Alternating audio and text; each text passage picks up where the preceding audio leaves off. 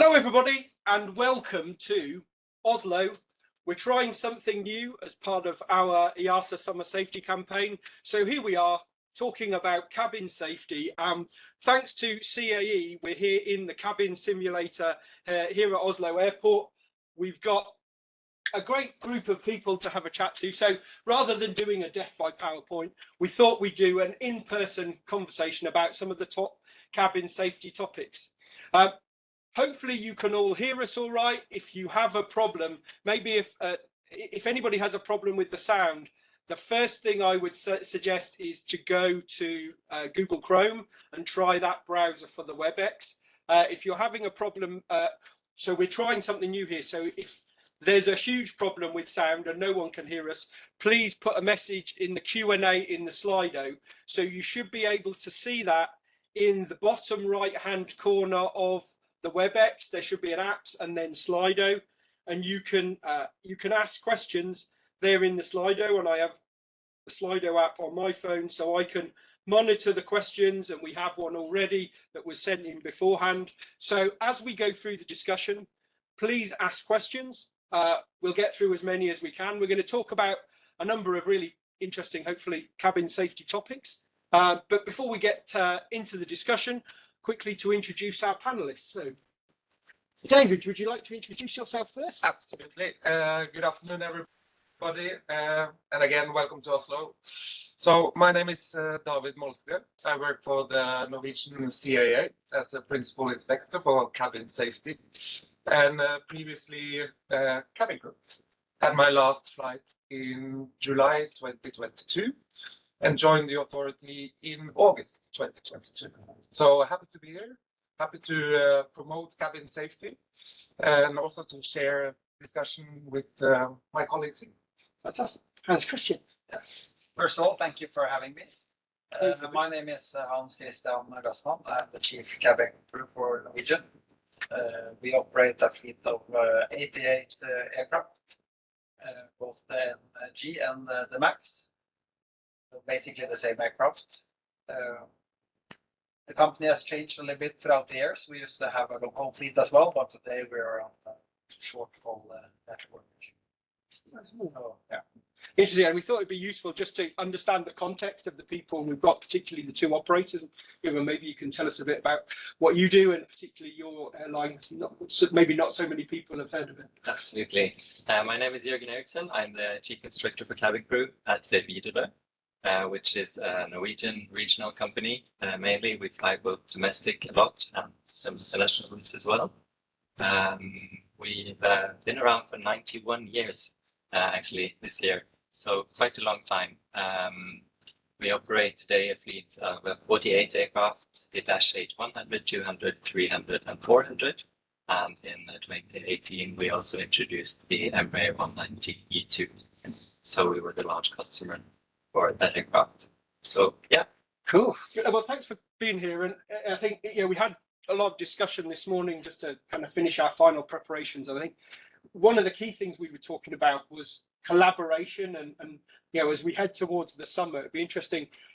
We were talking about the different things you're doing in your airlines and in the authority to engage your staff in getting ready for the summer and just engaging people generally. Maybe you can talk a little bit about what you're doing. Yeah, well, the summer season is a change for us, moving mainly from business travelers and such during the rest of the year. But summer season we have a lot of passengers going on holidays, maybe not that used to traveling as are other passengers the rest of the year. So a lot more cabin baggage, many passengers processing, very high load factors. The hot weather here in Europe during the summer, also it's a change from the rest of the year. Yeah, actually, that's something we'll come back and talk about later, is the weather and turbulence and those kinds of things and how we handle those in the cabin. Yeah, and Christian. Yeah, I guess going into the summer is the busiest time of the year, at least one of the most busiest, together with Easter and Christmas. Norwegian launched our summer program back in the end of March, actually. So it's like a gradual phase in of the summer traffic. Many new routes being added from different bases. We have about 10 total. It's a busy time for the crew, but not only for the crew, for everybody involved in the operation. Many customers, as you say, Jørgen, many that haven't flown before. So there is a little bit of shift in the passenger profile. Many returning customers, but also many new customers that might need some additional support and guidance. You know, everything from young to families to elderly traveling, maybe for the first time, but also others that have flown many times before. Yeah, and I guess both in your kind of training role and also from an operational perspective, it takes a lot of planning and support for your crews, particularly in the cabin, to kind of prepare them for all of these kinds of things, I guess. Definitely, and it's, I mean, from my side and of course with different other departments, we need to then ensure that we get the message across to our flying colleagues, and of course to the rest of the organization, because it is really a work that we do all together. But of course, from Jørgen and my side, it's you know, our focus would be on the cabin crew side. But still, we work closely with the pilots, but also our ground handling colleagues, because we need, you know, to have the wheel in motion to make sure everything is. Yeah. And I think that was one of the things, kind of particularly for the audience, something that came out of our discussion this morning is the importance of that collaboration. You know, it's easy to sit, you know, with flight ops and flight deck, and with ground and ground ops, and with cabin crew, cabin ops, and then with maintenance, you know, and everybody doing their own activities, is making sure you take the time to align your messages. And, you know, if the ground staff are being told one thing for, you know, procedures for opening doors and making sure then that cabin crew are safe when doors are opening and not falling out, those kinds of things, you know, is that if there's different messages to ground crew and cabin crew, things are immediately a challenge. I was really excited what you were talking about earlier about, you know, how you have that collaboration between the different parts of the organization. And you know, I think it's rather easy to get caught up in your own area in a way, and you need to think about, you know, also with changes, which we have once in a while, how it actually might affect other departments. Because often we do see that a change we might think would benefit the operation might actually have a consequence for other departments. Yeah. So actually ensuring you have this constant dialogue and good stakeholder management, as we call it, it's of extremely high importance. So we actually had a good meeting in Sweden actually last week regarding the passengers. There we have various stakeholders as ground handling and, you know, the shops at the airport, and we then saw the need of actually then thinking a little bit broader instead of actually just focusing on our own tasks. And also bearing in mind with new destinations, that as we talked about earlier, we fly to new destinations, and maybe where we don't have our own ground handling support around. So it requires a lot from our cabin crew and also pilots to communicate in a great manner with those ground handlers, which we don't communicate a lot to. I think particularly you were saying there were a lot over the summer. People, perhaps there's more routes where, you know, airlines fly maybe once a week or less often, and you know, how prepared are the cabin crew that the first time you open those doors and you're met with a completely new location, and you know, somewhere where people then don't speak English so easily. Cultural differences and everything, but we have to collaborate and communicate to have a good and safe operation. So I think also that everybody's ramping up for the summer. So there's new cabin crew, there's new ground handling. There's new people in every position.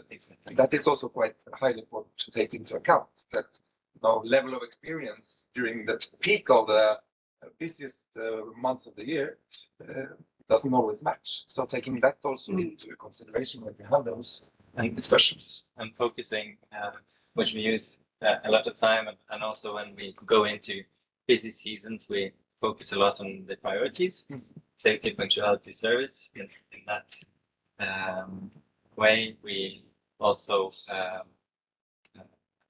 make crew.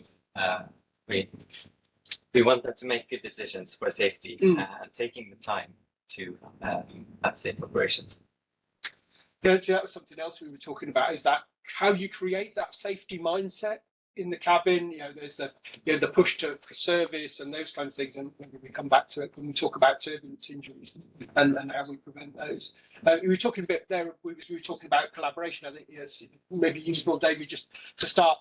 We got to know each other working collaboratively on unruly passengers, and I think that's a huge topic. Ironically, less so for the summer in a sense. Certainly, the statistics that most airlines we talk to, that the presence of families tends to make for less unruly passengers, and it happens more at the other side. But maybe use that as an example to talk about the collaboration that you've really helped to get running here in Norway with all the different stakeholders. I think that's a great thing. Yeah, we were challenged actually back in as an authority back in 2019 when we saw the peak or the rise of reports on unruly passenger, and a good challenge because we were collecting so much data and we were asked, but what do you do with all that data? And of course, we know COVID hit, and then I started in the authority in 2022 and was given the task of looking into what can you do about unruly. And my objective has always been that safety is a collaborative effort. That you need to have people around the same table discussing, finding solutions, not having just one direction to go, as also once Christian mentioned, the importance of involvement. So that is what we did also in 2022, is what we just gathered the industry, all the stakeholders, airport, police, ground handlers, the operators, the unions, all the airport owners, to discuss what we can do about the problems of the rise of unruly passenger behavior. So what we did was, of course, look also to Ireland, who had already been involved in the unruly passenger project. We created a declaration where everybody signed, where we had 4 main objectives that we're going to work on. And that was the collaboration, it was the communication internally as well as externally, creating campaigns, putting the topic on the agenda, alcohol or other drugs, huge impact as well on unruly passenger behavior. But the best thing was that we were just sitting around the same table and sharing best practices, sharing procedures, creating awareness, stealing good ideas from each other, emphasis on training. And also during the pandemic years, there was developed a course called Psychology in Air and on Ground, which also I think both of you have started utilizing as additional awareness training when it comes to unruly passenger behavior. So we see that over these years, we have increased reports on unruly passengers, but we don't see an increase in level or the severity of the cases. And last year as well, we saw a first time a little dip in the number of reports and an increase of offloaded passengers. So collaboration with ground ops, the airport police has had a positive change and a positive impact. What you also see now, which is the communication part, is that procedures that the airport and the police have hasn't been shared with the operators previously. So now we just share, this is the information we need, and then, this is the information we can send. So for instance, when a case or a disruptive event happens on board, the pilots can communicate necessary information to the airport or to the police, so they meet up with the required resources. Does it need to be the police? Does it need to be airport security? Can we just facilitate with ground handling? Because just to ensure that we have the same picture of what's happening on board the aircraft, and so that we can paint it in a similar way on ground and in the air. I think also quite important. So all of these elements have contributed to a better, I would say, a better collaborative environment where everybody is involved, everybody wants to take part. And we see that what we did with the unruly has now we copy-paste into another topic we will discuss, which is lithium batteries. So we just take in copy-paste, sit around the same table and look at what can we do with the hazard of lithium battery fires. So it's talking safety, sharing practices. It's all about creating awareness, and hopefully we can reduce something, eliminate something, or at least empower the people who stand in it on a daily basis, especially, for instance, cabin crew and ground staff, that they should know that in Norway, at least, they have the whole industry backing them up in cases like unruly. And what we see as well, John, is that this is ripple effects. We see Netherlands started the same. We see that Sweden has started the same project. Finland just launched their campaign on May 14th, which is based on our hashtag flight mode campaign. And as we started the task force to see if we can broaden this on a European level as well, which is, it doesn't take much, but it's a dialogue between stakeholders, which is quite important. And I think that's one of the things, it kind of linked to the way we're approaching this summer campaign and a promotion activity is that, in the past we've done it as, tiles on a WebEx, presentations and different people's views. But I think it's this, the thing that we do as an industry really well is sit around the table and talk to each other. And I think this is what we've seen, particularly starting with unruly passengers, I'd say, and what started in Ireland and here in Norway and in the Netherlands now spreading across Europe. And hopefully over the next 12 months, we'll have every single country engaged in a collaborative European-wide unruly passenger project. And the flight mode, put yourself in flight mode approach. I think really it's an approach that seems to resonate with passengers. It doesn't scare operators, commercial departments away. And I think it's that concept of saying to passengers, put yourself in flight mode. This is what that means. Yeah. But it's the collaborative nature. Yes. Yeah, it's been a great initiative from the CAA in Norway, and also the CAA is in a good position to call in and facilitate the different stakeholders and make collaborations on safety.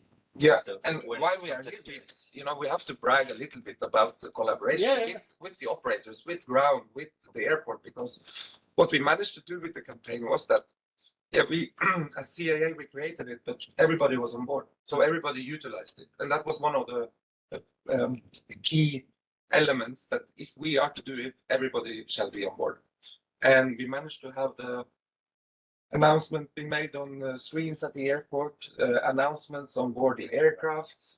We had it shown on the airport express train, on all the small airports thanks to small commercial departments in Norway. So it's been a joint collaborative effort. I always meant to ask you, am I the John that went crazy on the aircraft? No comment. No comment. I was always very touched by that. It was very nice. So interesting, we have a question quickly from on this topic from Natasha Bolschlager from the Austrian Authority. Hello, Natasha. So she's asking, how often are you meeting for these discussions on unruly passengers in this conference? I can say in 2022, Natasha, I facilitated monthly meetings. So what I did was I separated ground and airport together as one group, and then ops and ground, and then to try to map what the different challenges was. And then after 4 months, we came all together and started monthly meeting the first year. And then it went to a 3 monthly meeting, and now it's 6 once every half a year. Okay. Yeah. And is there a more permanent flow of, that was the other part of that question, is there a more permanent continuous flow of information as well between the stakeholders? Yeah, and everybody has, of course, now contact information to everybody. And I think it's important what Hans Christian said, because there is such an amount of great work being done in silos. Yeah, it is to break down that silo and transmit that work to others. And I think that's, what I have done, or we have done, is take the low-hanging fruit, which is very easy. We haven't done any revolutionary, but it has worked. Dialogue, communication. So I think in the beginning you need to have quite high focus to keep the momentum going. And then when you have established a good foundation, you can then, of course, everybody's busy, then you can fragment the meeting structure a bit more. That's actually Yeah, what we have done in Sweden, as we now have the similar initiative there. As I said, I was there last week, and what we have done, I would say on average, we have met once every quarter, but we also had different groups meeting on the side. Like we've had a communication group, but we also have had a training group, looking at the possibility of setting up like a standardized training for the various operators, suppliers, basically having a more standardized setup in that sense. So I think it's all about, finding the right way of doing it. But of course, it also needs to be prioritized, right? But I think if you're early, you start planning, you're able then to hold the date and commit to the tasks that you're being given. So I think also one of the benefits that came out of just facilitating this is that the focus become quite high. Yeah. So, for instance, for training managers in Menzies, we implement unruly passenger training, de-escalation training, these things, because management involvement, the focus was there, everyone was doing the same. So initiatives was also easier to be, accepted because everyone was going in the same direction. Setting expectations. Yeah. Exactly. And I guess from an operator's perspective, from your perspective, I guess it helps to be part of a bigger collaborative thing that, that particularly with the CAA support to get buy-in. If you're trying to do something like this by yourself in an airline, it's difficult. It's harder if there's just you in your company trying to do it versus a wider group of people sharing information and coming up with Absolutely. It's always difficult and maybe part of the necessary to invent the wheel over and over again. We can, instead of sharing what we already know and play each other good, because we are competitors when it comes to passengers and income, but on the safety perspective, we are definitely colleagues. Yeah. We need to play each I other good. would actually say something changed during or after COVID. But then we saw much tighter collaboration, particularly in Norway, where we then had SAS, Widerøe, Norwegian talking with each other. And we saw that, the challenges we do face, as we do today, it's the same. Regardless of what kind of operation we do have. I mean, SAS and Norwegian are similar operators, Widerøe having a different aircraft type and flying to more challenging destinations, but also with Norse flying on the long haul operation. Our daily challenges are more or less still the same. Of course, there are some differences, but still overall we do meet those same challenges. So then it's all about having that dialogue and how we are capable of solving them. So I think that exchange of information and experiences that we have, had, it's of utmost important. So today for me, it's very easy to reach out to my counterparts in other airlines to actually, how do you do this? How do you do that? And then we actually give more and better insight to actually how we deal with things. And then because it's very easy to get caught up in your own ways of doing it, than rather actually looking outside and then, okay, maybe it's a better way of doing it. So and your example with during the COVID pandemic is actually quite good, because we had new regulations coming all the time, and how do you interpret this, and do you facilitate training, do you not? And and also all the unruly, it will link it to unruly again. Reports due to face mask during the I think that was a huge kind of, almost felt like it was the starting point, and then lots of people's behaviours changed, and we heard that a lot, particularly in Ireland from the Irish police, that it wasn't necessarily just an aviation problem, but that there were kind of changes in populations generally. Actually, there's one useful point I'm going to mention just before we move on to the next topic. Is one of the biggest kind of other messages I think from this webinar is, I would say from particularly a safety promotion communication perspective, is the context of less is more. So there are sometimes lots of risks to talk about. And as we were saying, when you pick one big topic and do it well, you gather momentum and interest on that one topic. Yes, there might be other risks, but in a sense, you do more by picking less topics and focusing on it together collaboratively and well than when everybody's trying to do something different. And you know, we talk about this in our safety promotion work a lot. And anybody who works with me, whether it's EASA, we have a huge list and it's all great and let's do them all, when actually focusing on clear topics is really important. And maybe if we move on a bit, David, you were saying, you know, having done this collaborative work on unruly passengers, then certainly one of the key risks for us that we're going to be focusing on, and there should be a new SIB coming in the next few weeks around lithium batteries. I think, you know, certainly with recent accidents and fires, I think the risk of lithium battery fires in the cabin is something that's really increased prominence. So maybe you could talk a bit more about what you're doing on that. Yeah, it's more or less 3 months ago we launched also a same collaborative project group containing all of the operators, ground, airport owners as well, where lithium is on the agenda.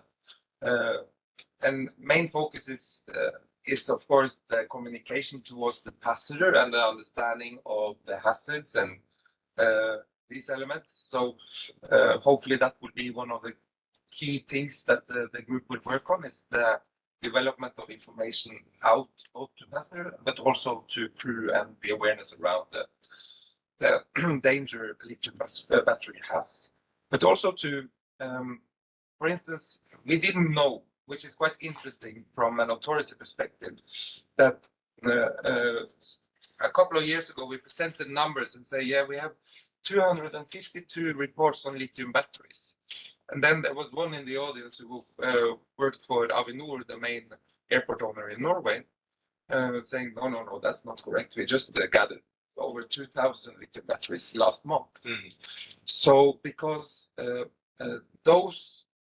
way the report came in was that all the luggage that had been on the aircraft, that was reported to the authority. But as long as it was not in it's like an aircraft isn't, if it's on the ground, it's no danger. So we have now started collecting all that reports, and we see that the reports on lithium batteries is a medicine. And that's also important to have that sharing of information towards the operator, because it could be certain routes, certain parts of the network where you're exposed to more of the hazards. So maybe you have to, as an operator, also do additional measures yourself, you know, in information to passenger, awareness of the crew.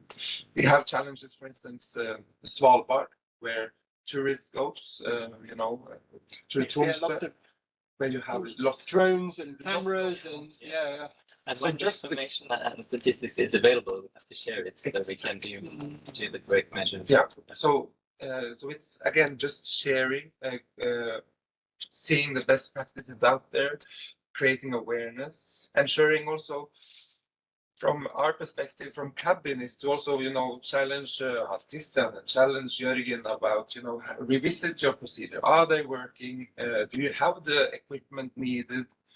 What measures are you taking with today's hazard compared to, you know, 15 years ago?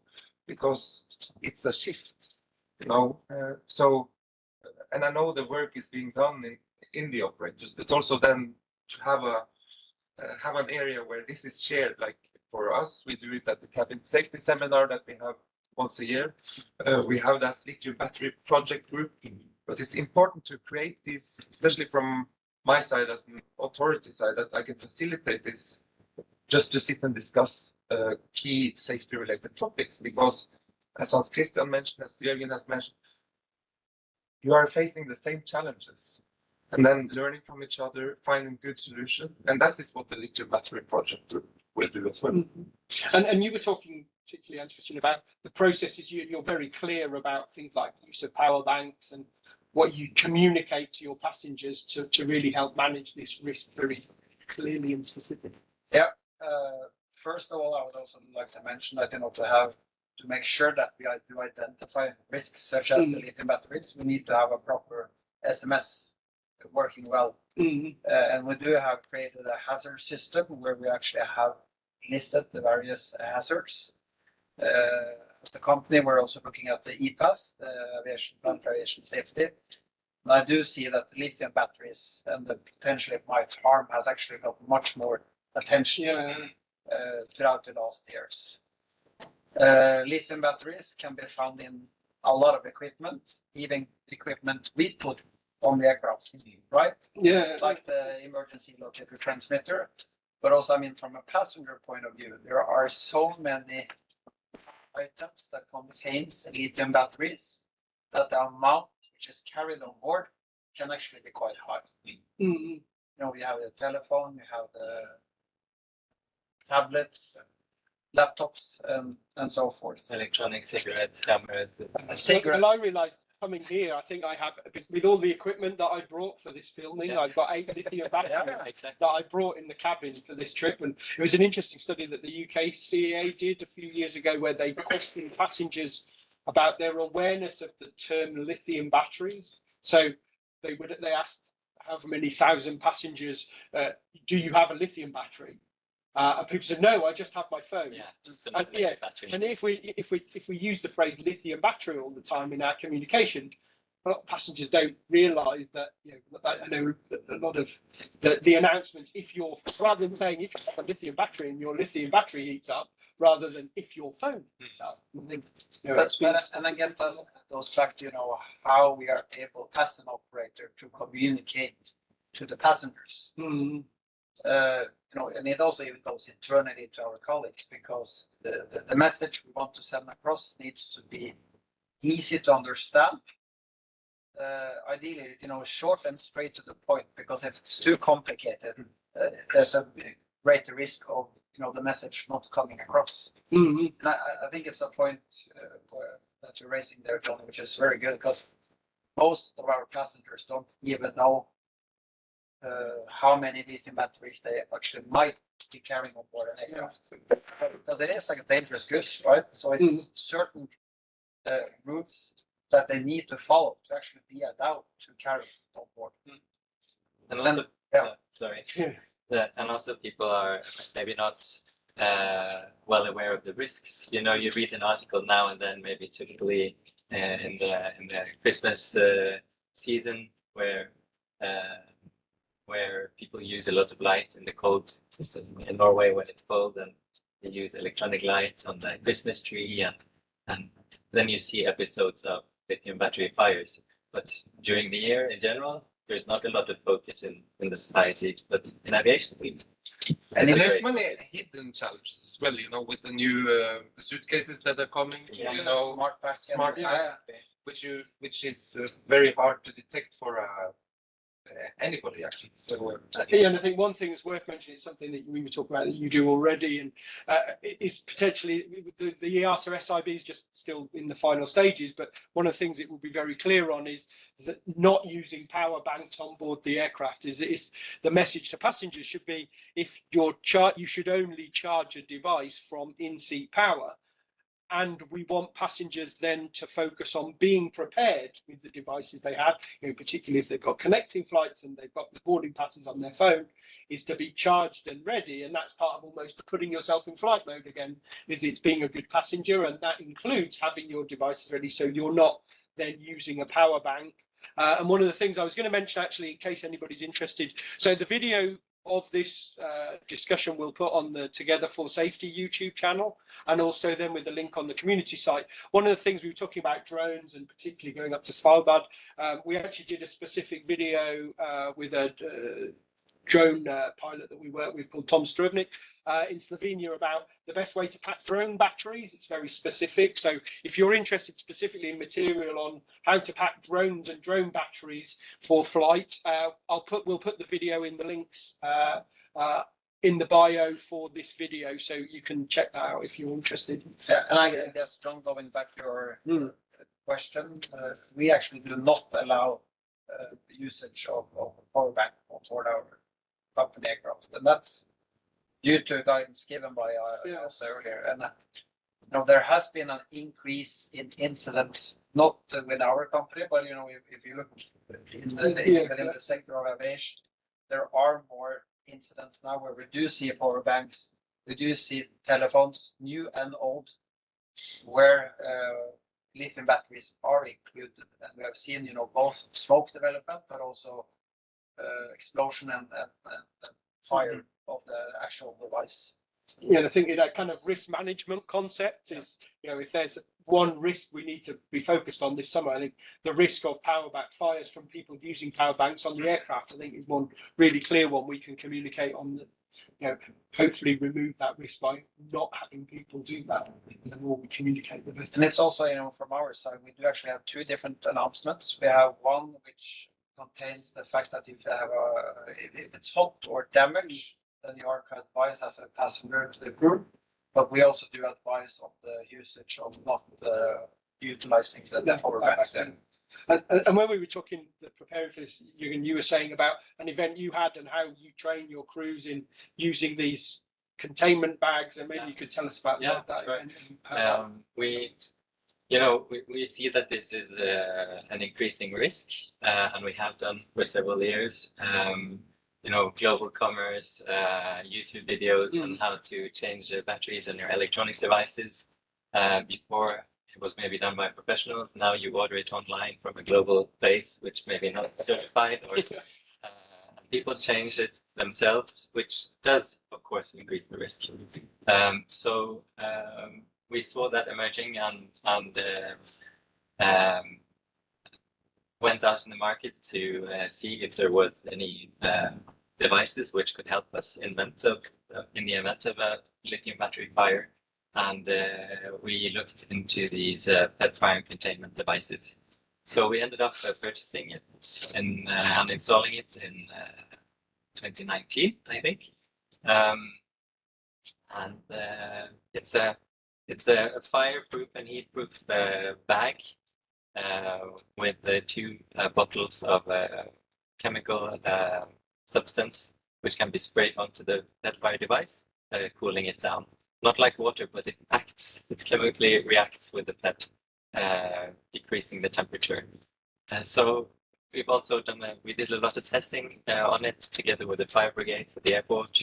And it's actually amazing to see if you use a temperature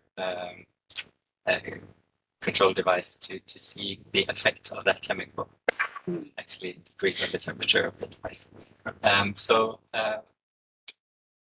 And we don't use it a lot. Thankfully, that's a good thing. But we actually had now less than a month ago an incident with an electronic cigarette that was not being used, not being charged, but all of a sudden started to produce smoke and heat, and was dealt with according to procedure by a cabin crew perfectly, with use of these chemicals and the fire containment device. So it feels very good that it's working. Yeah, you introduce a process that has mitigated the risk and prevented a difficult situation becoming much more difficult to handle. But of course, every time you introduce new equipment, it takes time. You have to do training, and it takes time for crew to be up to date on the new equipment. Yeah. But I see from this case how well it was handled. Really happy with that, and I'm proud of the delivery from my cabin crew. I guess also with the lithium batteries, since they are rather complex, right, with the different cells and the possibility of this thermal runaway, that what makes it more complicated to deal with, right? Because it might, reignite and move, and this whole way that it's, getting warm, it might explode, it's smoking, it's so many ways of that, how it's actually acting itself. That's a little bit challenging in a way, actually. Yeah, and just to say, it's interesting with the question from Rudy, I think from Lufthansa, saying content in reports the difference between lithium batteries, fire and smoke, and then warm and cracked PEDs. And crew obviously have to make that decision. Is this just a warm PED, or is there a point where there's going to be a thermal runaway? It's a really tough judgment call. It's a tough judgment call, but then again, safety first. It's much better to overreact once and damaging an electronic product with a chemical aid than having a situation that you know, we saw in Korea, full aircraft. Yeah. Tearing up in flames. And how when did you start your project then, David? It started this year. Yeah. First, one of the first meetings were in January, February, probably. And then last meeting was already last Friday. So it's an ongoing. And are you finding, I guess, as operators, it's interesting to see what on this kind of, it's not new topic, but a topic, as we said, suddenly becoming more important and having more focus on it. I guess it's interesting to see what other people are doing on the topic, whether it's about training processes or equipment. I guess it's interesting to share what you can do on that. And I guess also, as it sounds quite eye-opening to see the differences in the number of actual events that are happening away from the aircraft. Yeah. I remember the first time I ever analysed this, the amount of fires we then heard about, of bags going into holds or Amazon packages or whatever that happened before it got into the aircraft. We realised that actually there's a lot of situations where we've been quite lucky in an industry. I think that's where bringing in the other stakeholders is kind of important as well. It's a shared responsibility, definitely, and that's also, a key thing to also distinguish, because I think the operator's responsibility is quite high when it comes to this, and then the airport is taking a lot of the job for the operator. But this needs to be shared, and it needs to be a dialogue, and it needs to be clear processes on elements. So I think it's a valuable thing that has been started, and I know now it's a lot of focus on the communication, when it comes to how can we get the message across, as was discussed. What is a lithium battery? What, it doesn't make it doesn't relate to anybody. So this to how to simplify and keep it stupid simple. Yeah. Finding a way how to communicate that outwards. So I guess in that sense, actually visualizing what actually might happen. Yeah. I think sometimes you need to get, as you say, the message across. And if it's too many words in a way, it might actually be better showing sometimes pictures on actually how static can actually go. Because the impact there, in case it happens, if we are airborne, it's rather dramatic actually. Prevention is the best. Yeah, it's interesting whether it's with unruly passengers, whether it's on lithium battery. Though one of the debates we have a lot when we talk to different operators, particularly, it's fine with the safety people, but once the commercial people kind of get involved, it's that challenge of, how much do we tell the passengers about bad things that could happen? Whether it is, say, on all of these topics, it's kind of interesting. But that's a good thing with collaboration, and when we all think safety first, if everyone does it, it's much easier. We can think both from the regulator side and what you ask the operators to do. If everyone does the same, to lose that other perspective. And I think that's one of the really important things we talk about a lot, just generally in terms of you talking at the beginning about the importance of your organisation safety management system. And one of the traps, I know, I've seen it with our own EPAS sometimes. We have, whether it's in the safety review or the EPAS, where we have certain safety topics. And ultimately, I have a friend of mine who was a safety manager for an operator. There was a specific risk we had in the safety review that, as an operator, because of the type of operation they had, they didn't really have that risk. But then the inspector from the authority and even people within their own airline said, we need to better manage this risk because it's on an EASA list, and because we actually have it as an operator. And I think we have to be very aware, I think, as EASA and as other as regulatory authorities, that ultimately it's for you as operators to manage the risk you face in your operation and use your SMS to understand. And that's where collaboration's great. But we need to be careful, you said, that we don't push the single solution down. A solution that works for you in Widerøe in the type of operations you do might not be completely fitting what you do in Norwegian. So it's how do we enable you to put your own spin on that and make it work for your operation. I think it's really important, and kind of feeding that through the system in a sense. That's also why it's so important, the collaboration, also with the CAA. Because in a way, they will be our then connection with the EASA again. And so we have now just started a contact meeting with the operators and David on the cabin side, which is really good because then we have an additional tool where we actually can lift the challenges we do face. And then David, that sits within the CA, he's then able to bring that further in other organizations of groups according to the topics being discussed. So yes, it is highly important, and it's like this session that we do also now. It's lifting also. You're changing mindset to a safety mindset, but changing the mindset that cabin crew is a service environment. It's not a service environment; it's a safety environment. And creating these, lifting the status of the cabin crew is crucial, both in an operator's sphere, in our authority, in EASA, in the world of aviation. That this vital part of is so important to be included in the safety tasks. And I think that's the thing, isn't it? Is if we're going to, the only people that 99% of the interface that the passengers have is with the cabin crew. So if we're going to make passengers feel safe, it's ultimately the way the cabin crew act towards the passenger. All of the other great work we do in the flight deck and on the ramp is really important, keeping people safe behind the ground. But it's something we talk about a lot.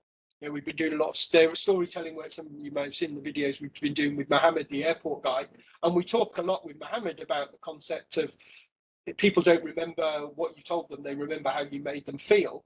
And it's the way cabin crew ultimately make the passengers feel, and the importance we as an industry put on that role of the cabin crew. And if we don't make the cabin crew feel special and important in their role, then they're not going to kind of follow on that to the passengers. I think that's such an important part of it. That is a message that needs to come across also to all the new cabin crew, the old, and everyone who's been in the industry for a long time, that you are extremely important piece in this safety puzzle, and you should take your place. You should report. You should feel confident to speak up, to share information. This is crucial both for Hans Christian and Jørgen to receive that information, to actually be able to do something, for us as authority to see what is actually happening, and also creating that safety and just culture about feeding the operator in with information, because that is the report. It's information, it's things, it's a feedback to what we see on a daily basis, and it needs to come in. If it's unruly, or if it's medium, or if it's new hazards and threats, it doesn't matter. You should be confident that your piece as cabin crew is as important as everybody else in the organization. But I would say that it has changed over the years. Yes. I mean, I've been now flying for 21 years with Norwegian. Been lucky to have different positions, many years with the training department, and now the last few years as operation department. And I things have changed for the better. I would say that the cabin crew section has, with right, gotten lifted much more than it used to be. The work that our colleagues does every day out there, regardless of being in Norway, Germany, Poland, or whatever. And which airline, it doesn't matter, because the work that we as cabin crew do is so utmost important. As you say, David, we are a part of the puzzle, but the work that we do, it's fantastic work being done every day.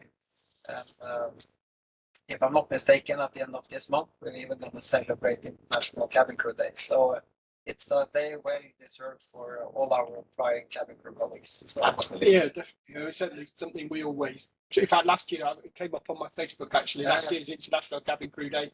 We posted this. Oh no. We were doing an unruly passenger. We got invited by ETF. We were at. They did the unruly passenger event in Amsterdam, and we were with cabin crew from all over the world. It was really exciting. So it's a really big thing. I think we need to make something of, and we talk in our safety map.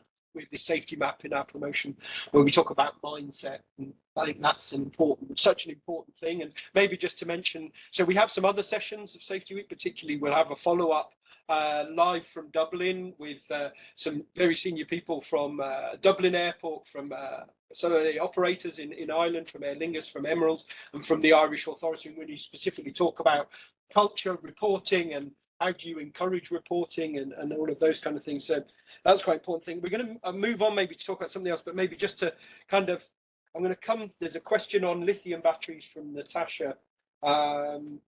Again, so my phone went out there. Oh, I've highlighted the wrong question, sorry. Everything moved around, that's the downside of it on your phone. Yeah, so Natasha said, and I know the answer to this already, is you have a specific announcement about not using power banks, and then the crew do check that on their walk arounds during the flight as well. Yeah, I mean, we have a regular monitoring of the cabin. Of course, from time to time, we do see passengers that do charge their phones with the use of a power bank, but not often. And usually that's solved by, talking with the passenger. Might be they didn't hear the announcement or so, but they easily understand it when we do communicate. Yeah. Because once again, it's all about getting the message. Yeah, saying it in the right way, and being positive. And I think certainly, that's say if there's one takeaway from this discussion on lithium batteries, it's particularly the risk of things like e-cigarettes, power banks, and not using them in flight. And keep an eye out. Obviously, it'll be on all the EASA channels when the SIB is published, and we'll obviously link it from all the summer campaign material. One of the other things we have as part of the summer campaign, we have a special summer edition of our Conversation Aviation magazine. We produce that magazine for safety managers, but anybody who wants to reuse any of the articles, the whole magazine in your own organization, please feel free. And we have a specific article on key messages to passengers that we put together with a few people. So look out for that, and we'll promote that article and this discussion and all sorts of other things as well. So one of the next topics we were going to talk about, and we were talking earlier about climate change and the changes in weather, is then turbulence injuries. I know it's something we've all experienced. Is across the industry is certainly statistically, outside big accidents, more passengers get injured during turbulence encounters than anything else. So certainly it's an area, we were talking about something, on your operations, you've changed quite a few things to be a bit more conservative, but in terms of, keeping passengers seated much earlier, and even, during some of your shorter sectors, sat the whole time. Absolutely. During our operations, the cabin crew is at highest risk of being injured by turbulence because they walk around. Passengers are mainly seated with their safety belt on. So I think there's been a tremendous, during my 12 years as a cabin crew, there has been a drastic change in mindset in a conservative direction. We see the climate change impacting. We have more severe turbulence incidents, we discuss it a lot during training. Both between in our job training, CRM training, between flight crew and cabin crew, getting a common understanding, having good signals to signalize each other, making sure that when a signal is given, it's acted on straight away to prevent any incidents. And also, as you mentioned, John, as we talked about, more conservative on when the fasten safety belt sign is turned off, in a good, well ahead of, so that preparations can be done before we go into the more risky areas to allow time for preparation. An interesting one of the questions we had, for some reason I can't highlight it at the moment, but we had a question about things like moving trolleys and things around the cabin. Do you have specific things where once the seatbelt signs on, or if you have turbulence, you say to cabin crew not to move trolleys around that can create an additional hazard? Is that something you consider? Absolutely. Yeah. Yes. Definitely. I mean, when the seatbelt sign comes, it's a clear indication, right, that we're heading towards more shifting air that needs to be taken into account. So it's from our side, we have actually seen a shift. And last year we actually had a spike in incidents related to turbulence job. We had too many. First of all, I don't like to have any where I see potentially any of my colleagues or customers are being injured. But last year we had a spike where colleagues were injured, and we have started our work. We're doing risk assessments. We're looking into change of procedures. Other operators are doing the same. What we saw looking at the data from last year is that most of the incidents do occur during descent.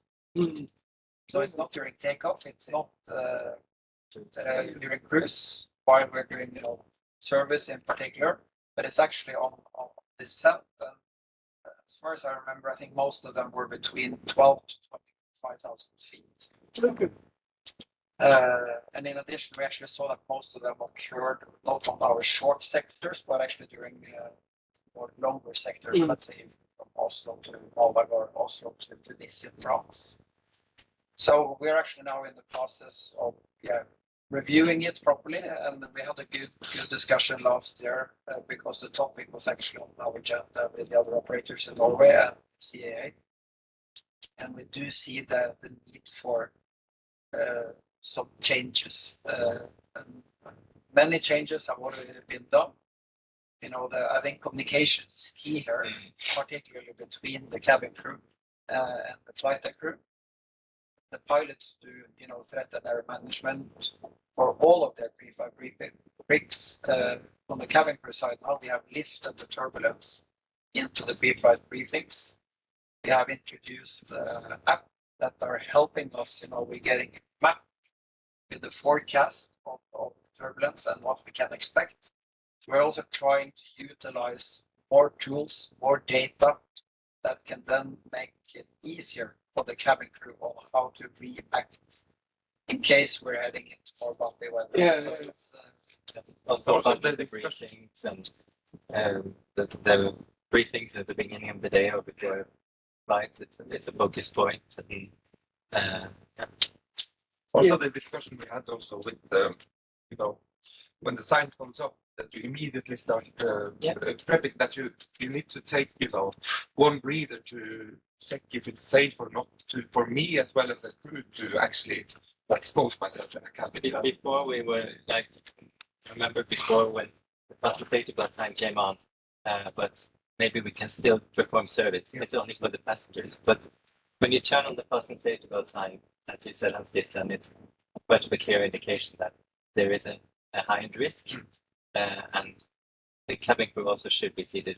And I do understand that it's a bit more complex during longer flights. How long all of you can't have people sitting for 8 hours. They need food and they need to go to the lavatory, so that makes it more complex. And I guess also, we fly different aircrafts. There are other operators flying bigger aircrafts. And even on our small 737-800 or Max, we actually notice a huge difference compared working in the aft section of the aircraft towards the fore part of the aircraft. Because you might actually be working in the back. Rather, bumpy. It's you need to sit down because it's rather uncomfortable, right? But in the front, you barely feel any difference. It was interesting actually. I had the very back row of my flight here from Dusseldorf to Oslo, and it was quite bumpy on the way down. And I was in the very back row, and it was interesting to see. I haven't sat right at the back for quite a while, and it was interesting to see how much more bumpy it was in the back. I guess it's having, like you were both saying, it's those clear procedures, so that too often sometimes we focus on protecting just the passengers. And it's, well, how do we make sure that the cabin crew are safe? And do they know how much? Are there clear indications that to cabin crew, it's going to get bad? You really should sit down. I know some operators, like you say, they're looking ahead now at, well, what's the weather going to be like? Even in some cases, particularly you saying about on descent, a lot of them are on descent, and if it's a longer flight, passengers are doing that last minute rush to the toilet. And I know some operators now who say, well, we're going to do go to the toilet now. We're going to put the fasten seatbelt sign on maybe 10 minutes earlier on certain destinations where they know there's a greater risk during the descent than perhaps on others. It's that, again, the SMS enabling you to manage specific risks in specific cases and not a blanket situation that applies in every case. I think also one of which was discussed in December last year was, if you're exposed to something over time so many times that it becomes the new normal. Yeah, to create the mind shift as well that this isn't supposed to be like this. You have to risk assess yourself there and then based on where you are. So it's also to this is something we experience on a daily basis. Yeah, okay, but to become complacent in the environment you're in, that could also be a danger in itself, and that's why it's important to lift that focus from time to time, provide information. Why are we doing the things we're doing? Like you are saying, I think that's a good point, David. And I remember, I learned, back in the days when I started flying, somebody told me expect the unexpected. And it goes very well what you're saying there with complacency. And I think, by also having good dialogue, communication throughout the whole day, but also, having this shared awareness of the situation.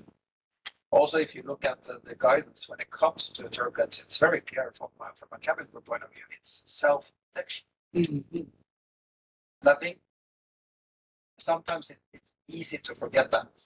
So we need also to protect ourselves to be able to protect both our fellow colleagues, but also the passengers. Yeah, absolutely. It's put your own mask on before helping others type scenario, isn't it?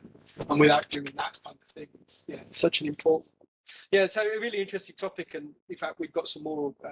I know there's a lot more EASA discussion on that particular risk of turbulence injuries, and again, there's an article we published some time ago on the community site as well on that topic, and again, we'll put that link in the video as well when that comes back in. And then, so the last topic we talked a little bit about while we were prepping is kind of the stairs, doors, that scenario, and I guess if there's one thing we don't want to happen is crews falling out of the aircraft because of that. And we talked a lot about communication and collaboration. I think, again, if there's one clear thing, it's about that communication between the crew and the cabin crew and the ground crew around when the steps are being taken out, when the doors are being closed, and again, likewise, when they're being opened to make sure nothing like that happens. Is there anything specific you do with your companies on managing that risk? I guess particularly, on the doors, this is a typical topic that needs to be discussed much broader than just within your own department. Because here, as you mentioned, you have the ground handling and you have the operational department, right, that needs to work close together on any potential changes. We have seen, change of procedures from our side throughout the years due to the fact that we have had incidents, leading to possible injuries. So from our side, we do monitor the inadvertent slide deployment. We have had cases where, the slide itself has fully deployed, but it has been situations where it's been partially deployed, but still we don't want that to happen, right? So we do now have procedures in place. We have something called the stop drop review, meaning that you only focus on what you're doing there and then. We also do cross-check elements, of the doors. Therefore, cabin crew on board. So for us, it's easy to do that verification check to ensure that we actually do it properly. Yeah. But still, there are many other external factors that might impact, distraction and everything, leading to the fact that you maybe do it the other way around, actually, instead of arming disarming and such. Yeah. So I guess distraction comes in, and have I done it? You do it one way, you get distracted, you do it back, but but we have good dialogue with the ground handling team. So it's I would say on our side now it's a topic under surveillance, but it's working overall, I would say. So. And I know you have very specific challenges with some of your aircraft only have one cabin crew, so that Exactly. makes there's no cross check because there's only one person. We have a complex buildup of a fleet, so our Dash 8 operations, it's between only one single cabin crew and two cabin crew. But when it comes to doors, the sill height is quite low, between 120 meters and 1.5 meters on the dash. But then again, we have the E2 operations, Embraer E2, with 3.5 meters, which is a much more distance, and where we also have slides. So our cabin crew, some of our cabin crew, which are qualified on both or several types, change during a workday from not having slides and to an aircraft with slides that needs to be armed. So we really need to focus, and we also have the same as you regarding the stop drop review procedure, taking us time. What do you want to do with the door? And we also have done a lot of training on the matter. And of course, we have had incidents. We went from being only a Dash 8 operated, never having operated aircraft with slides, to in 2018 being the launch customer on the 190E2 and introducing slides. So we have made our experiences and adjusted procedures, and right now it's working really well, and we are also monitoring as a plan. But I think one interesting thing is from your perspective as an authority, I think something in Norway, the work we do with you, it's the way you collaborate across the authority with your aerodrome and your ground ops colleagues, and the people that look after the different areas. I think it's that collaboration that's kind of at the heart of the Norway. I think we see that in the discussion at the heart of the regional district. We had the discussion also earlier, but I think we're quite lucky in general in the Nordic Scandinavian countries, which is the flat hierarchy, low power distance structure that allows it to, if you're brand new, you can go to your boss's office and come with an ID without, that's a normal. It's how we are built as a society from cornerstone companies that, the whole community was working at. So I think it lies within our culture. So in that sense, we're quite lucky, but it doesn't take away the thing that it's very easy because everybody wants to actually share information and join in the discussion. So it's just to open that door, even though maybe the road can be a bit more difficult or not so straight, but I think it's taking that initiative, trying to open the door, saying, hey, do you want to join in the discussion?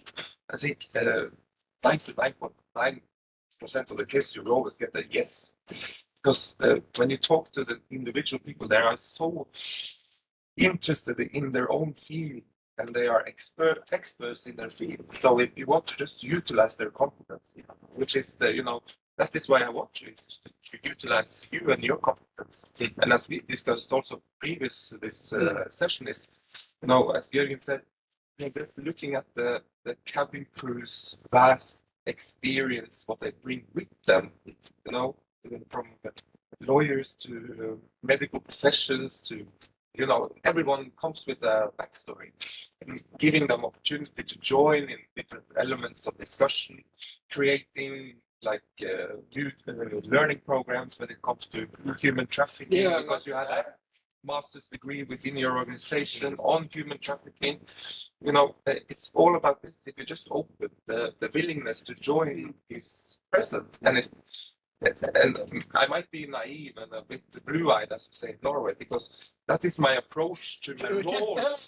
Because that comes out in the work. Okay, I have a list of what I have to do. I have to do oversight. I have to come and do inspections, all of this. But other than that, I have every possibility to try to facilitate something that can lift cabin safety and even more.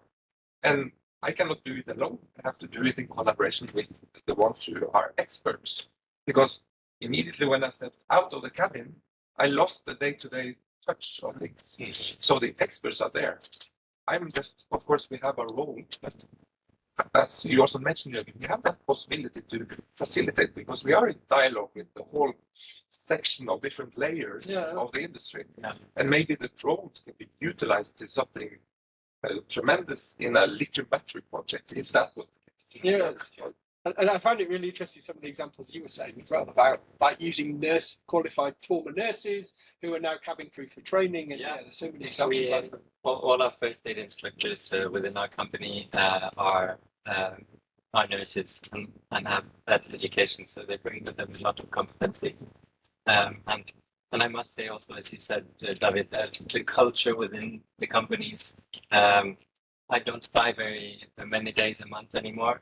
You don't either, but we do operate and fly. We meet people, we try the operations, the changes we make, try them in practice. But then again, we are also contacted a lot by our engaged cabin crew members who often have the best ideas being out in the field. So I think that's something which fascinates me a little bit, with the profession as a cabin crew. It attracts so many different backgrounds, and hence the different experiences. It's really all about utilizing that in the best possible way, because it's it's such a fascinating part of the industry where people like say about people's backstories and the experience they bring is what makes this team that sometimes people might not see each other be on the same team together regularly, but to get these people thrown together as part of a crew, and the more you can use all their different experiences, helps them become a team.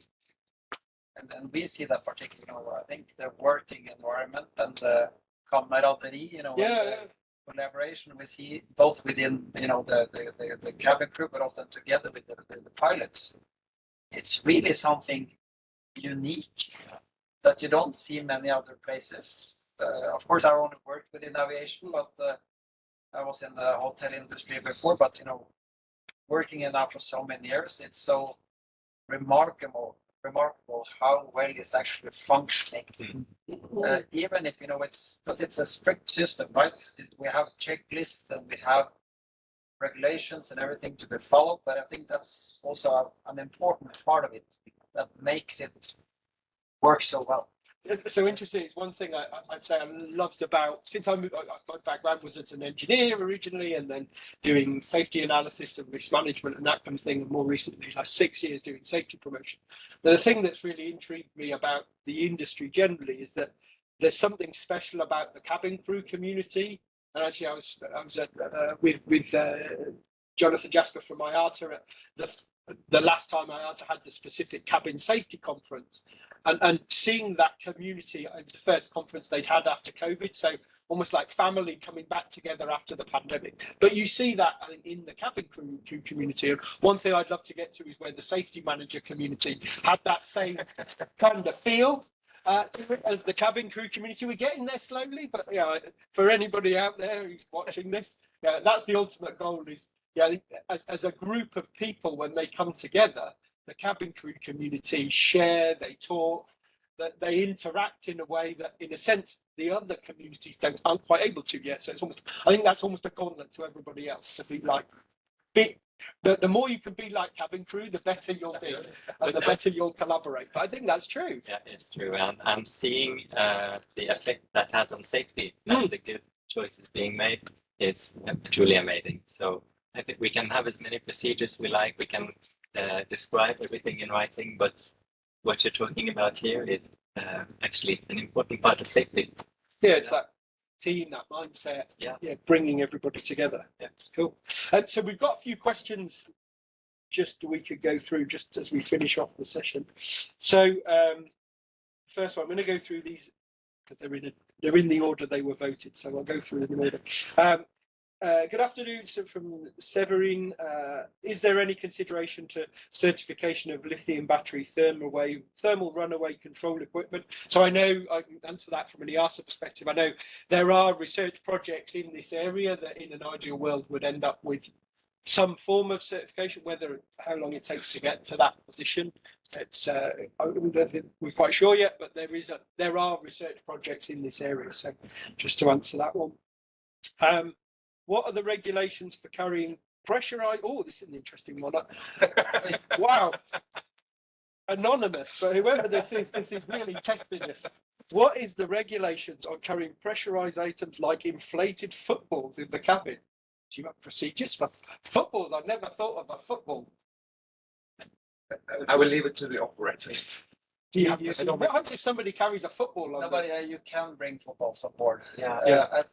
If I'm not mistaken, you can try to deflate them a little bit. And this is like a typical reoccurring topic that comes up during summer. Yeah. But bringing the footballs on board, you can. Yes. Like Do you have deflating bicycle wheels? Yeah, to deflate. We have procedures for a bit DC deflating bicycle? Yeah. So interesting. I'll take that back to our cabin team. I've written it down: footballs and inflatable things, and we'll update the article with information on what we have to say on inflatable football. I love it when we get interesting questions. That's a really good one. The next one is on disruptive passengers, and it's the topic of restraining, and is it permissible to keep their hands or feet restrained using the restraint kit and to secure them to a fixed part of the aircraft, such as their seat, even during landing? I think ultimately, organisations, you'll have your own procedures, and I guess if you don't, it's probably something you should have in terms of restraint. It was interesting. You were there as well at the Dispatch World Conference in Prague, and it was interesting to see some of the restraint options. There was one where, remember, basically it was a hood and a bag over somebody's head. And I think it's a topic. I think from a regulatory perspective, we've not really discussed much, but I know certainly more and more operators are finding they need to restrain passengers, and I think there are examples. In fact, when we were at the conference, there were examples where operators had no procedure for doing it, and literally coming through, faced with the situation of a passenger going crazy. Particularly, we seem to hear more and more stories of people taking prescription drugs, or dare I say other drugs, throwing a delay and alcohol into the mix, and then cases where if the only way to do it is to use duct tape and whatever you've got, then that's what the cabin crew have had to do. The main focus should be de-escalation, of course. If we come to restraint, I can tell you for my company, we've been flying around for 91 years. We've had one restraint incident. Because we do not fly the very long routes, which might be a factor for that success. But I would say our cabin crew are experts on de-escalation, preventing situations causing restraint. But when it comes to keeping someone restrained during landing, I would say overall safety of the flight, if that's what you need to protect the aircraft and the other passengers, well. I can only echo the de-escalation there, because I think usage of the restraint kit, that's definitely the last resort. From our side as well, we have had luckily few incidents. When we did fly on the 7-8, when we had that within the Norwegian group, we had some more challenges related to that. So I think it's also, we can easily link it to the type of flights, and even some destinations are more challenging than others. But once again, you can always come back to the de-escalation part. How do you actually handle that or those unruly passengers? Or are there any other ways of solving it? Let's say I'm not capable of it myself. Would that Jørgen be able to?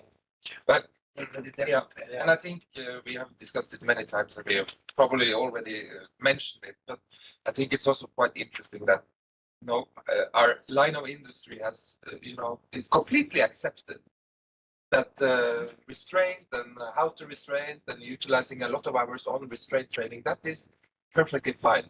And then we need to utilize so much time and energy to try to just start discussing why do we end up here? So, that we are able to, can we talk to the airport? Can we talk to the duty free? Can we talk to the bars? Can they please join us? That is more a challenge than accepting that 18 to 20-year-old new cabin crew has to start learning self-defense and how to use the handcuffs and restraining people to the seat, instead of starting, okay, this is the last thing that we can expect, but can we start to see and deal with the reason behind it happening? Can we maybe try to deal with it earlier Is there elements in airport structure? How is it facilitated? How are people being talked to security? About the passenger journey. That's the journey. To de-escalate, rather than, it was an interesting circumstance I had where it was during COVID with masks and things like that, but it was interesting. We were doing an unruly passenger campaign, and one of the airports who was part of the campaign, interesting, I then flew through the airport, and we were talking about the passenger journey, and the airport was saying, well, the airlines need to do more. Yeah, there was lots of this. It was there, everybody blaming each other, and it was interesting that the airport had a whole bunch of signs telling passengers to take all their things out of their bags. Do all, like many airports still do, but they'd upgraded the baggage scanners to the ones where you could leave everything in. And after 20 minutes of signs and videos and audible messages saying, make sure you take everything out, I was then met with a very angry woman asking every passenger, why on earth have you done the thing we've spent the last 20 minutes telling you to do? Yeah. But then I visibly saw passengers then stressed and angry, then going to be cabin crew's problem. I'll have an alcohol, maybe I have a drink because an extra drink because I'm annoyed, and it's that how do we manage that journey, which is really interesting. But it's a vital point also, as you say, and also to Natasha, who asked the question previously. If you go this route to gather everybody, there will be a lot of blame game. But it's okay, point at each other. Okay, the first couple of meetings, get it out of the way, and then you start. Yeah. Because we experience the same, that no, it's ground operation, that is the operator's responsibility for that airport.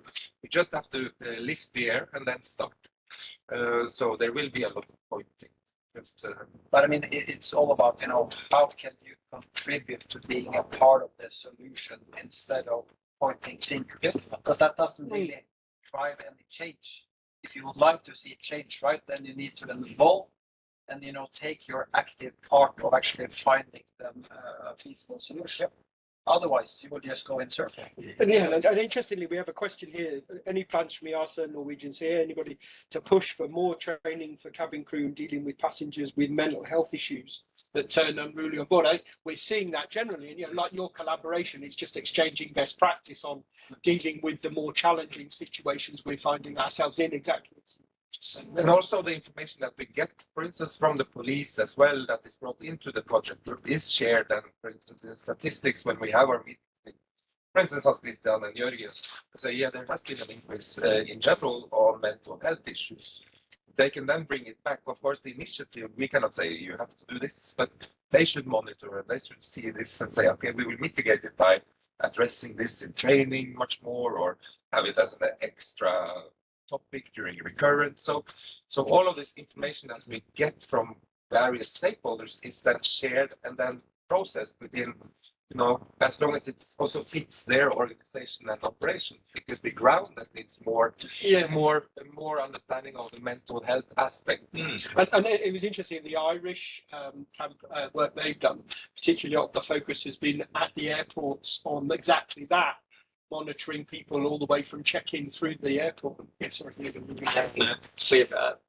the focus on mental health issues has really become lifted, maybe especially since COVID, and I'm not sure it has increased a lot, but the focus has increased a lot.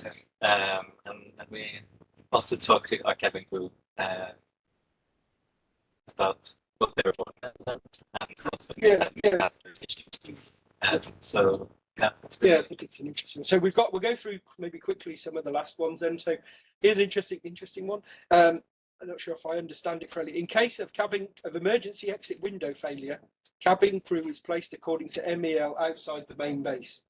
Cabin crew seat remains empty and the PSP, pre-selected passenger or able-bodied person, is selected. I'm sure what that is. It a US? I guess if you've got a US exit, would you sit a member of cabin crew at the US exit? But that will be described in the mail, as you say. So depending on the aircraft type. So it's specifically from the operating procedures. Yeah. Okay, that makes sense. We've done well. Question from Sergey. Yeah. Sergey, no, hello. We must have done well if Sergey's going. Any specific measures you're taking or guidance you're providing to cabin crew to prevent hot cabin incidents? Do you collaborate with airport authorities or other operational teams to ensure cabin temperatures remain not only comfortable but also safe for both crew and passengers? Now, before I get you to answer that, one thing I can also give a shout out to Matsumi from Aer Lingus, who helped us with an article on that from last summer. So Sergey, when I get to the airport to fly home, I'll share with you the article that we did on hot cabins. But I think you also, shout out to Sergey, who is also a pioneer in initiative and cabin safety. So shout out to you. I think it will go more towards the operators on how they are in a dialogue. We had that actually discussion earlier this morning about what to expect during summer and hot cabins. Absolutely, and that has been a focus point for us throughout the years. And also, some of our aircraft do not have APUs because we do short runway operations of only 800 meters. The APUs are removed from the aircraft to be able to operate into those small airports. But we have projects going on to secure air coolers for those aircraft. And we also have a fixed procedure that if the temperature comes to 30 degrees, we actually have to cool down the cabin before we can have passengers and crew on board. So you actually have to close the doors, start the engines, have the aircraft cool down before we can bring in the passengers. And with small aircraft with only 39 passengers, you can board quite quick, close the doors and start up. So we do have procedures. That will probably be a little bit different from ours, right? With almost 200 passengers. But I think, once again, the communication is key. There are quite a few destinations that we are flying to that can be quite warm. External factors, even such as the airport design, might even influence, the passengers. Because you do have airports where, we have rather fancy buildings, but the temperature inside the gate might even, get rather warm. And we have seen this, both in Scandinavia, but also flying to other destinations that even then, when they do come on board, they are, it's hot, and then even might be the same temperature more or less inside the aircraft if we haven't done the necessary measurements. And there are a few things you actually can do, which is very easy to do, like cooling down with the cabin. And this also window blinds. And this also should be, organizational in terms of for the flight watch or the flight ops to also see which aircraft can we actually put into flying that route to Malaga when it's 45 degrees. Yeah, that was there's the no thing. APU. There's all of this. And that was the thing that they, with the article we've done with Lingus had provided, is particularly that decision making on if you've got an aircraft with a US APU, where is it a wise idea to send it to the Canary Islands in August? So that kind of thing. So we'll quickly run through. There's just two or three some other ones. What would be the best mitigation actions to reduce lithium battery incidents? I think certainly our SIB will have lots of information on this, but I think particularly we talked about not using power banks on board is probably the biggest one. Certainly things like e-cigarettes there where we see the biggest risk factors. And also passenger promotion. I know EASA had during the pandemic, or at the start of the pandemic, not on my flight campaign towards early passengers. I think a similar kind of initiative would also be great to informing passengers of the risk of lithium batteries and how they should behave when using them. And there are even a lot of good promotion being done today already. As we did discuss, it is dangerous goods. There are posters, there are information at the airport. When you buy the tickets, we do announcements. I think we just have to keep up the momentum to make sure that we do get the message across. Absolutely. Excellent. So just to finish then the last couple of bits more, I'll make comments on the last question. So don't you make a difference between light, moderate, severe turbulence as in the art of best practice? And that's we didn't say it specifically, but it's exactly that. It's using those best practices to be able to say, yes, carry on service or not, or how you need to act. Some airlines have cabin crew operate doors, others have ground crew. Seems there are fewer incidents of falling from height when the doors are operated I think that depends on the operation and how you operate. Yeah, You would know what works. Yeah, exactly. Yeah. So I think that's operator specific. Pamela McNaughton, hi Pamela, good to see you on the call, on the session. We tell crew not to open the door until equipment is in place. What about stations that have equipment where the door needs to be opened before the equipment needs to be positioned? And again, I think that's where knowing where you have that specific risks and managing those specific situations accordingly in your operation, I guess. I mean, we have knock on door from the outside, so in our case, we do always get the confirmation. So do we as well. When we launched the Embraer 190 E2 operations, it has the door is built in the way if you open it from the outside, the door automatically disarms the slide. Yeah. So we started out with that procedure, but we have changed it now for so it's the cabin crew that do the operation. It's a lot of ground stuff to be trained. Yes. Yeah, it's definitely. So we made a lot of experience on that point. But when it comes to opening of the doors, we only do that with appropriate ground equipment in place outside on our aircraft with a high sea line. Yeah. So, and then that I think answers the last question that Severin has about fall from height and the warning and the communication. So we've covered all of those questions as well. Fantastic. Thanks very much. So we've reached the end of our time. Hopefully you found it a bit more dynamic and interesting in this scenario. Really enjoyed it. I think it's good.